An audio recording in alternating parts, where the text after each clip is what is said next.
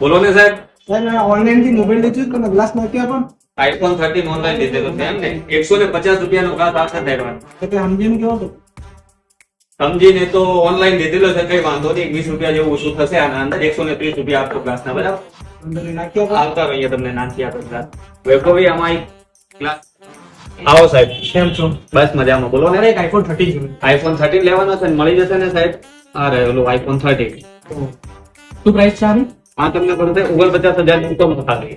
શું ઓફર છે ઓફર ના અંદર તમારી જોડે જો ક્રેડિટ કાર્ડ હશે તો 2000 સુધીનું ઇન્સ્ટન્ટ કેશબેક મળી જશે.